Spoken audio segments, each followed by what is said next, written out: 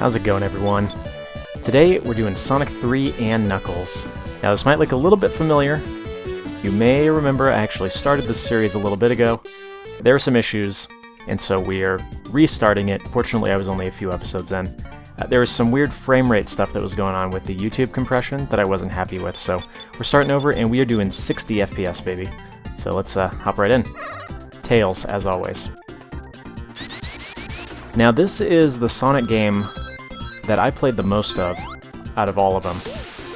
It is considered by many to be the best, although I think a lot of people would also say Sonic 2 is probably the best. It's really, really good. It also has quite a bit of content in it. It, in a way, is two games, Sonic 3 and Sonic & Knuckles. If you recall, from the Genesis days, you could plug the Sonic 3 cartridge into the Sonic & Knuckles cartridge, and it would sort of combine the two games, make some changes and that sort of thing, which was pretty cool.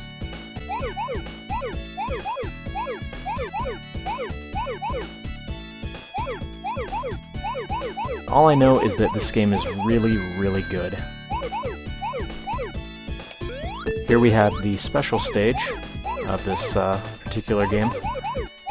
The goal is pretty simple. You collect all of the blue spheres, and the way that you do this is if you line up around them in a circle, well, a square, technically, and you make a border around, they'll all turn into rings. Don't worry, we're going to see 3 more of these special stages this episode, so I'll get a chance to explain the mechanics more in depth.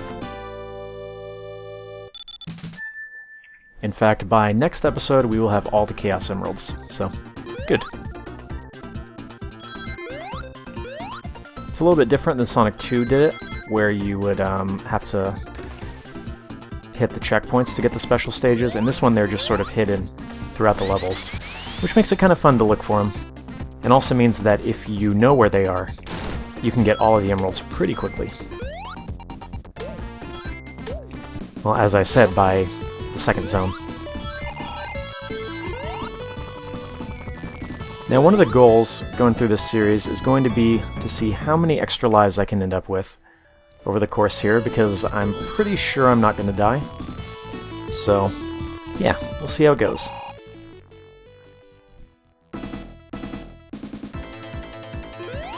Don't get too excited, you can't kill this guy. And fire! Oh, I'm fine. I think I used that joke in the original episode of this series, by the way. It was no more funny then than it was this time. But perhaps it was also no more, or no less funny. I don't know. Regardless, special stage number 2. So, you make a border, they all turn into rings. Thing is, if you touch the red ones, you're gonna lose. You get knocked out of the special stage, you're gonna have to find another ring. So although you don't have to do it this way, it tends to be the most effective way. Now, if you recall, this is Sega Genesis, so having something in 3D like this was actually pretty advanced for the time. However, this is not exactly free-roaming 3D, you're sort of on a grid. In fact, you see where the different rectangles on this giant sphere that we're running around connect? That's essentially what you're running on, so when you press to the right, you're only going to move to the right on one of those intersections between the squares. It takes a little getting used to, but it's pretty responsive all in all. And these levels are designed in such a way that there's a logical way to go through them, although backtracking is definitely possible. So you're not usually put into a situation where you're just like, what am I supposed to do?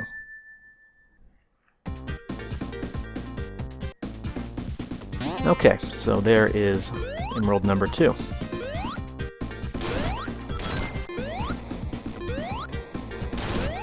Now another thing this game has, I'll go this way, why not? It has a lot of branching paths, which is quite cool. You're always going from point A to point B, but how you get there can vary from playthrough to playthrough. You know, I don't really need this lightning shield, but I'll grab it anyway. Lightning shield does this, and that's pretty handy. However, I'm going to be trading it out almost immediately.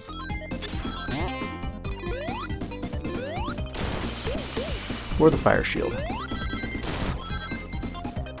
Reason being, it makes this boss incredibly easy. Oh no, fire damage! Also, there's a neat little trick you can do. If you hit with Tails, you actually deal damage.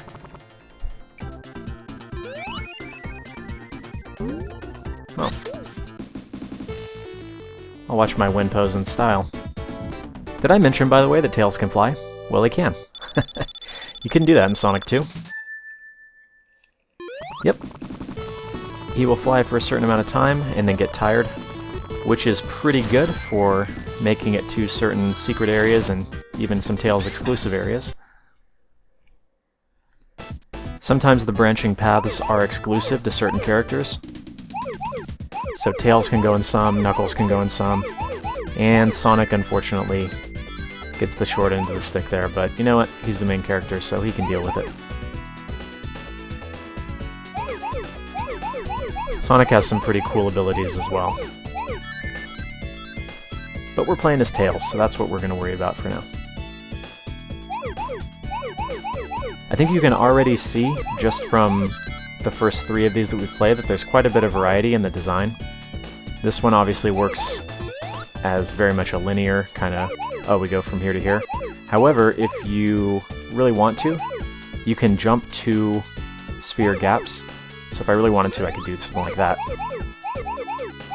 And in fact, on this one, it's actually required in order to get all the rings and get a perfect. But I don't care about getting a perfect, so... Well, there it is.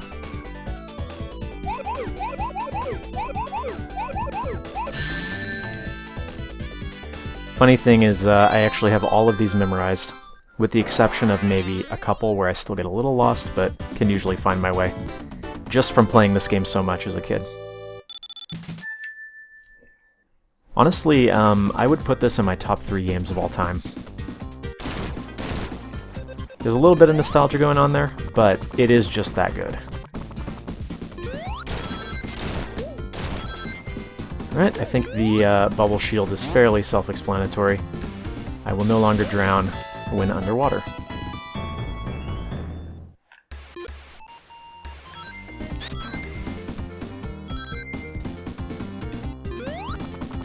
Now, it goes without saying, but the music in this game is absolutely fantastic. Yeah, we'll gladly take that. I mean, I don't think... Maybe there was one, but I don't think there's ever been a Sonic game with bad music in it. Even the Sonic games that are bad have good music. Yeah, I'll pass on that. Here we have an example of a Tails exclusive area. Well, actually, if you play as Sonic with Tails, you can have the second player control Tails and fly you up there, which is pretty cool. Hang on.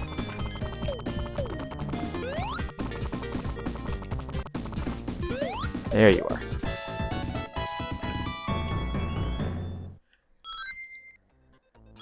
And before we head up to the boss, there are just a couple more things we need to do. One is hit this. And this is going to be the last one for this episode. To my knowledge, that is all of the super rings in this set of stages. Now, I don't think it always ends up being just 2 per act, although I could be wrong. Thing is, I usually have the emeralds by the time I get through the second zone, so I don't sweat it too much when I miss super rings. But it very well could be that there are only 2 per level. Oh man, and I usually run around this in the opposite direction, so I'm living on the edge here. It just felt right to go left.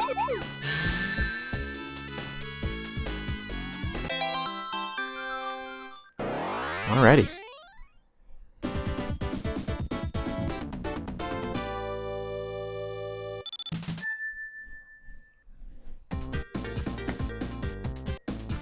Now, the last thing I want to do, I think there is one more extra life over here. Aw, man.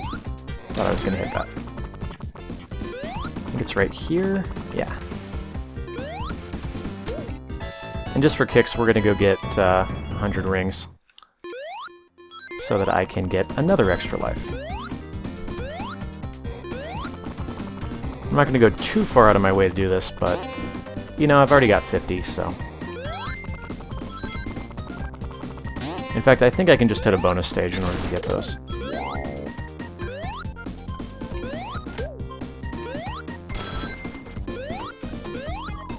$20 more, yeah.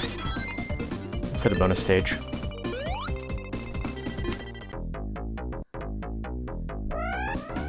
So you access these just like you would access the special stages in Sonic 2.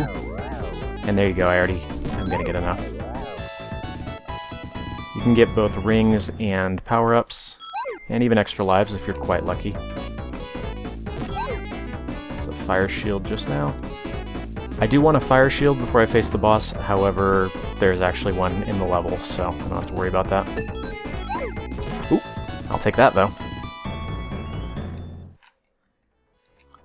By the way, there is a laser beam coming up behind me, so whoops, I actually need to hurry up.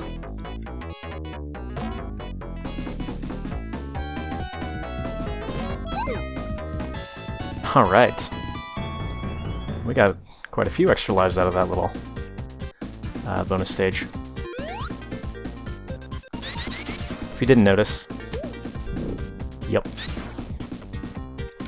And as with the mini-boss, this boss is fire-themed, so getting fire shield, quite helpful. That's also going to give me enough points if I finish with this amount of rings to get another extra life when it adds up my total score. Alright, so this is the beginning of the Sonic tradition of hold to the right to win. But it sure looks neat. I mean, especially back then. The whole cinematic, wow, I'm really running away from this airship kind of thing. But all you're actually doing is holding to the right, and if you let go, you get pushed along, but of course you'll get hit by those bombs. Still, it's pretty cool. I mean, whoops. Games back then didn't really have the level of, wow, it's like a movie that they do today. So obviously having the fire shield means I can just do that. Pretty easy.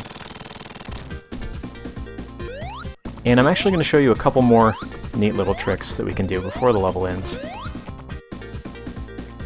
One of them being this. Oh yeah. Look at that collision detection. And extra life. It's 50,000 for an extra life, if you're wondering.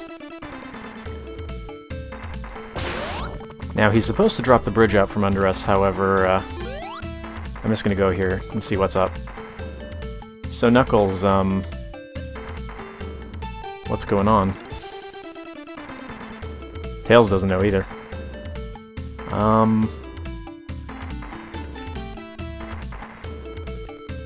Wait, let me laugh with you. Ha ha ha ha ha ha ha. Okay, let's just go. I'll see you guys on the next episode. Thanks for watching. Whee!